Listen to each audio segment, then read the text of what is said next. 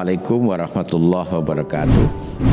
Santri yang sangat saya banggakan, dimanapun kalian berada di seluruh penjuru negeri tercinta, khususnya santri pesantren modern Al-Amanah Jenuwangi Sidoarjo. Rasulullah Shallallahu Alaihi Wasallam pernah membuat garis dan Rasul bersabda, "Hada sabili," ini adalah jalanku. Kemudian Rasulullah Shallallahu Alaihi Wasallam membuat cabang-cabang di garis itu. Beliau menyebut ini subul, ini adalah jalan-jalan cabang. Kata beliau, dan di dalam setiap jalan cabang ini ada setan yang terus mengundang setiap orang yang lewat di jalan itu. Para santri, sebelum saya teruskan vlog ini, jangan lupa like, subscribe, dan share ke media sosial yang lain agar kami termotivasi untuk membuat vlog-vlog baru yang lebih baik. Dan bagi kalian yang sudah subscribe, saya sampaikan terima kasih. Moga-moga vlog yang baru bisa menjadi tontonan yang bukan hanya menghibur, tapi juga bisa menjadi tuntunan. Syukur bisa memotivasi kalian untuk hidup lebih baik dalam segala suasana. Kita masih merasa sesak dengan pandemi COVID-19 ini, tapi itu bukan alasan bagi kita untuk berbahagia, untuk tetap menjalani waktu-waktu dengan produktif. Moga-moga dengan kegembiraan, memanfaatkan waktu yang baik, justru memperteguh keyakinan kita, memperkuat kesehatan diri kita, sehingga kita bisa hidup berdampingan dengan COVID-19 tanpa harus terganggu sampai akhirnya nanti vaksin bisa ditemukan, sampai nanti pengaruh kekuatan COVID-19 bisa melemah dan kita menjadi hidup normal seperti masa lalu. Amin, insya Allah. Para santri, setan ini memang memiliki niat yang sudah diaturkan di hadirat Allah Subhanahu wa Ta'ala akan mengganggu kita dengan segala cara.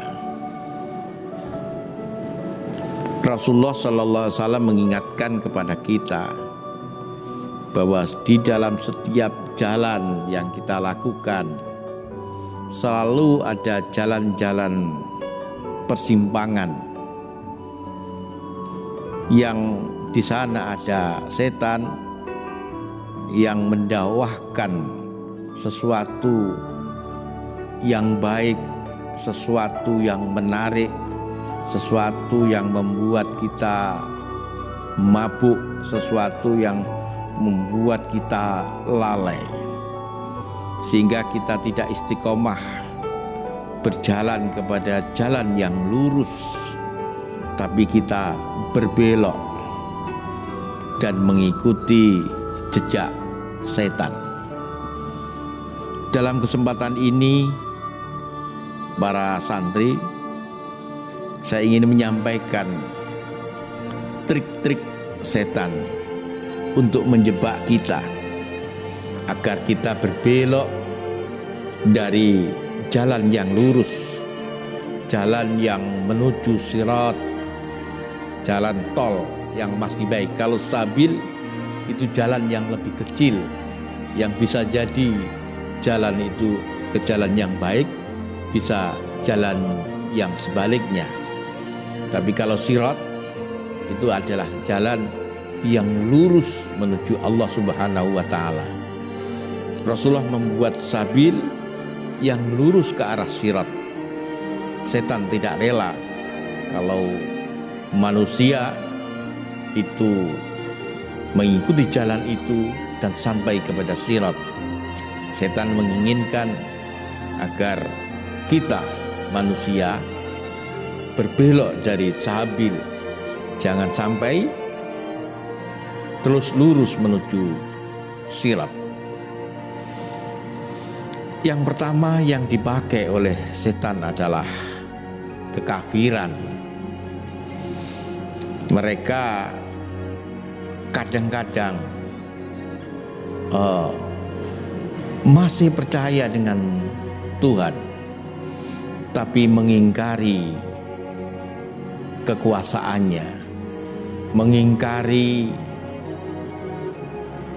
segala yang diperintahkannya,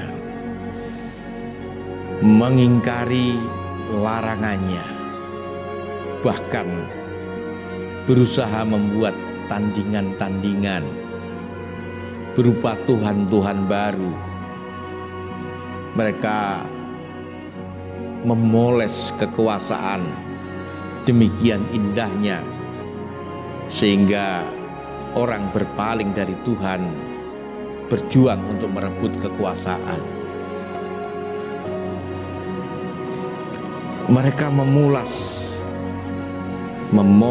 mengindah-indahkan tentang harta benda, sehingga orang kemudian beralih kepercayaan bahwa harta benda dan uang bisa menjawab segalanya, bukan Tuhan yang akan menjawab.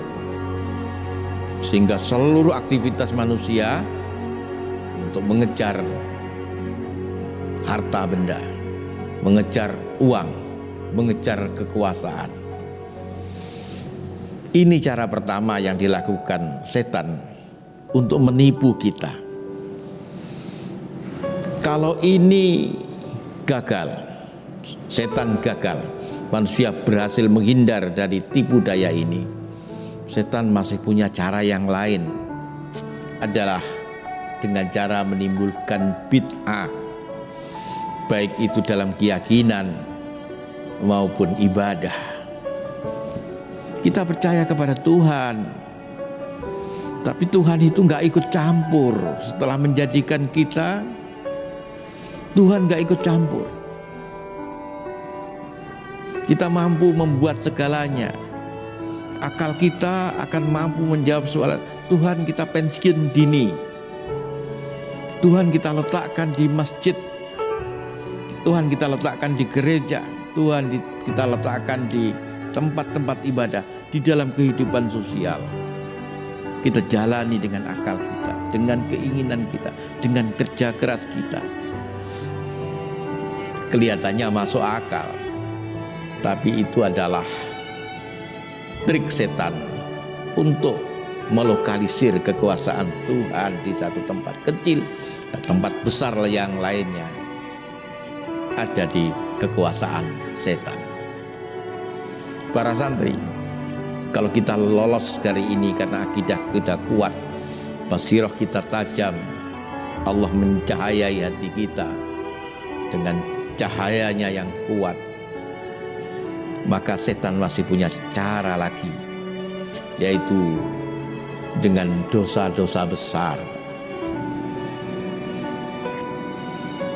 Kata setan, kalau kalian sudah beriman, sudah gak perlu lagi takut tentang dosa.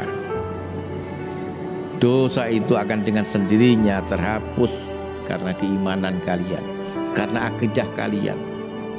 Kalian sudah tidak perlu lagi menjalankan perintah-perintah, juga gak perlu takut-takut lagi dengan larangan-larangan. iman kalian sudah cukup menjadi pegangan. Kalau akhir hayat kalian baca Allah, kalian masuk surga. Kelihatannya benar, tapi siapa yang bisa menjamin bahwa ketika ada di ujung usia kita, lisan kita, hati kita, pikiran kita masih mampu mendorong agar lisan kita mengucapkan Allah? Para santri, kalau kita lolos dari jebakan ini, setan masih menyiapkan lagi jebakan yang keempat, yaitu dosa-dosa kecil. Kita remehkan dosa-dosa kecil. Kita menganggap dosa-dosa kecil itu akan terhapus dengan wudhu kita, akan terhapus dengan sholat kita, akan terhapus dengan jumatan kita, terhapus dengan puasa kita. Ketika kita melakukan dosa kecil, kita masih bisa tertawa-tawa, tidak ada perasaan sedih dan menyesal. Ini jauh lebih besar dosanya. Kita menganggap dosa kecil itu tidak akan ditulis, dosa kecil itu tidak akan diperiksa, dosa kecil itu tidak akan dimintai pertanggungan jawab. Setan selalu membisikkan itu, enggak apa-apa, itu dosa kecil. Nah, dengan sedikit istighfar sudah akan diampuni. Wudhu kalian menghapus ini. Amal kebaikan yang kalian lakukan akan dengan sendirinya menutup dosa-dosa kecil. Subhanallah, demikian luar biasanya setan untuk menipu kita. Kalau Allah menolong kita, keyakinan kita kokoh, mata hati kita tajam, dan Rasulullah SAW memberikan energi positifnya, kita bisa lewat terhadap tipu daya ini. Setan masih punya jebakan yang kelima. Kita disibukkan untuk melakukan hal-hal yang mubah. Kita disibukkan oleh pekerjaan yang tidak memiliki nilai, tapi mengasihkan. Berapa jam kita menyaksikan televisi yang di dalamnya ada bermacam program. Berapa jam waktu kita pakai untuk main HP yang di dalamnya terdapat macam-macam aplikasi. Berapa jam kita tertawa-tawa dengan teman-teman kita, dengan tema-tema pembiasaan dan pembicaraan yang tidak jelas. Pada saat yang sama kita lupa kepada Allah Subhanahu wa Ta'ala. Setan senang kita asik dengan hal-hal yang mubah, kemudian lupa kepada hal-hal yang penting di dalam kehidupan kita. Kalau kita bisa lolos dari jebakan ini, setan masih punya cara yang lain, yaitu dengan cara mengantarkan kita asik dengan amalan-amalan yang lemah, yang justru mengabaikan amalan-amalan yang lebih penting. Kita asik dengan menjalankan ibadah sendiri. Kita ingin selamat dari neraka. Kita ingin masuk surga. Bagus niat itu. Tapi dalam kesempatan yang sama, kita mengabaikan tanggung jawab kita terhadap keluarga, istri dan anak-anak kita, yang mesti harus kita cukupi kebutuhan dohir dan batinnya, yang mesti harus kita tuntun mereka menjadi keluarga yang baik, menjadi anak-anak yang soleh dan solehah. Kita asik dengan mihrab kita, kita bangga dengan putaran tasbih kita, kita bangga dengan berapa kali khatam Al-Quran setiap minggu. Tapi dalam waktu yang sama kita abaikan tugas-tugas sosial kita. Kita berbangga karena sudah umroh sekian puluh kali, setiap bulan pergi ke Mekah. Tapi di sekitar kita ada ribuan orang yang sekedar makan kesulitan. Ada ribuan orang yang sekedar membeli sesuap nasi kesulitan. Setan akan membuat kita asik dengan diri kita, lupa kepada tugas yang lebih penting. Kalau Allah menolong kita karena keimanan kita, mata hati kita tajam dan kita bebas dari tipu daya setan ini, maka setan menyiapkan tipu daya yang kokoh. Berarti orang yang sudah lewat dari 6 jebakan setan ini bukan orang biasa.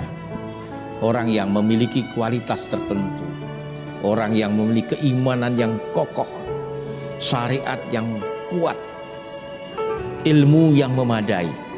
Maka setan akan mengerahkan seluruh kekuatannya, pasukan-pasukan berkuda, pasukan berjalan kaki. Mereka akan digerakkan dengan menyiapkan rangkaian tipu daya, dengan menyiapkan segala yang mungkin mereka lakukan untuk mencoba mengganggu orang yang memiliki kualitas ini. Dan itu akan tetap dilakukan setan, tidak pernah putus asa. Hari ini gagal, besok akan dilakukan. Besok gagal, besok lusa akan dilakukan. Tahun ini gagal, tahun berikutnya akan tetap dilakukan. Tugas setan memang untuk menjebak dan menyesatkan kita, para santri. Oleh karena itu Rasulullah SAW pernah dawuh,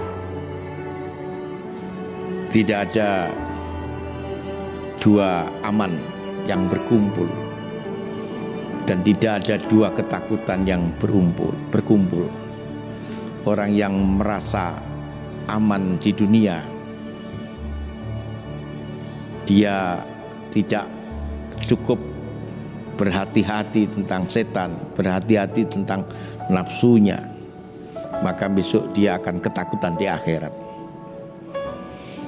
Sebaliknya, orang yang ketakutan di dunia, hati-hati terhadap tipu daya setan, hati-hati terhadap bisikan-bisikan nafsunya, besok di akhirat akan diberikan keamanan.